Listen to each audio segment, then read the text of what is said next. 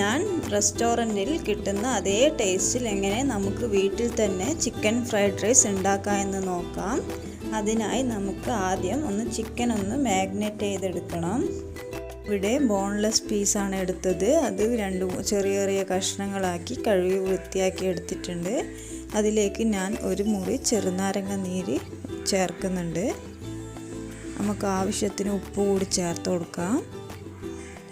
കുറച്ച് കുരുമുളക് പൊടി,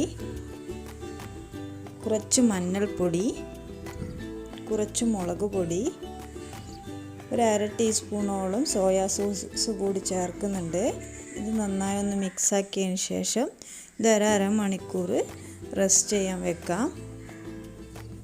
ഇനി നമുക്കിതിൽ റൈസാണ് വേണ്ടത്. ഞാൻ റൈസ് ഒരു 2 മണിക്കൂർ മുന്നേ വേവിച്ചിട്ടൊന്ന് ഫ്രിഡ്ജിലേക്ക് വെച്ചതാണ്. നമുക്ക് ആ ചിക്കൻ ഫ്രൈ ചെയ്തെടുക്കണം. അതിനായി ഒരു പാൻ വെച്ച് അതിലേക്ക് ഞാൻ ഓയിലാണ് ഒഴിച്ചു കൊടുക്കുന്നത്. അതിനുശേഷം ഞാൻ ചിക്കൻ അതിലേക്ക് ഇട്ട് നന്നായി ഫ്രൈ ചെയ്തെടുക്കുന്നുണ്ട്. 2 സൈഡും നന്നായി ഫ്രൈ ആകുന്നത് വരെ ഫ്രൈ ചെയ്തെടുക്കണം. നന്നായി ഫ്രൈ ആയതിനു ശേഷം അതൊരു പാത്രത്തിലേക്ക് മാറ്റാം.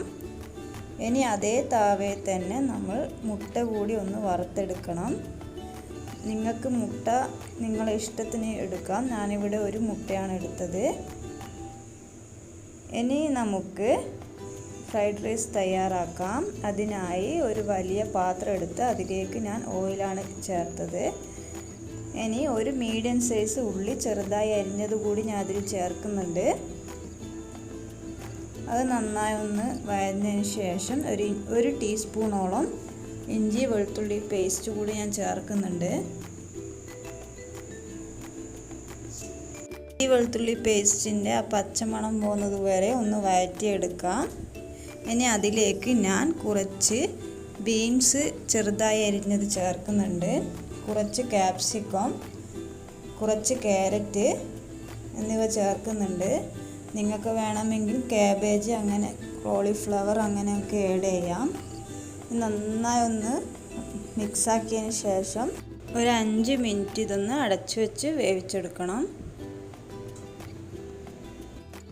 ഈ വെജിറ്റബിളൊക്കെ കുക്കായി കഴിയുന്ന സമയത്ത് നമ്മൾ കുറച്ച് സ്പ്രിംഗ് ഒനിയൻ അതിലേക്ക് ചേർക്കുന്നുണ്ട്.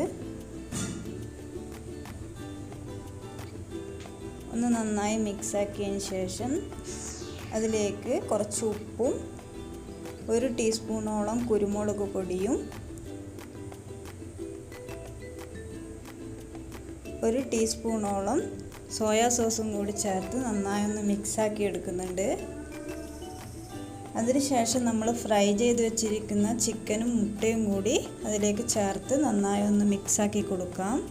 ആ ചിക്കനും മുട്ടയും വെജിറ്റബിളും കൂടി നന്നായി മിക്സായി വരണം.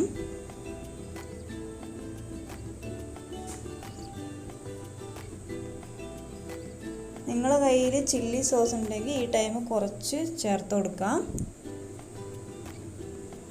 നന്നായി മിക്സ് ആയതിനു ശേഷം ഇനി നമുക്ക് റൈസാണ് ചേർക്കേണ്ടത്. റൈസ് അതിലേക്ക് ചേർത്ത് ഇനി നന്നായി മിക്സാക്കി എടുക്കണം.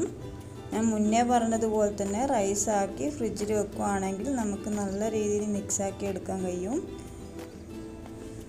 ഇതെല്ലാവർക്കും ഇഷ്ടമുള്ളൊരു സാധനമാണ് ഫ്രൈഡ് റൈസ്. എല്ലാവരും ട്രൈ ചെയ്ത് വെക്കണം. ഇനി അതിൻ്റെ മുകളിലോട്ടായിട്ട് സ്പ്രിംഗ് ഓനിയൻ ആഡ് ചെയ്ത് നമുക്കൊന്ന് സെർവ് ചെയ്യാം. എൻ്റെ ചാനൽ ഇതുവരെ സബ്സ്ക്രൈബ് ചെയ്യാത്തവരൊന്ന് സബ്സ്ക്രൈബ് ചെയ്യുക, ലൈക്ക് ചെയ്യുക, ഷെയർ ചെയ്യുക. Thank you.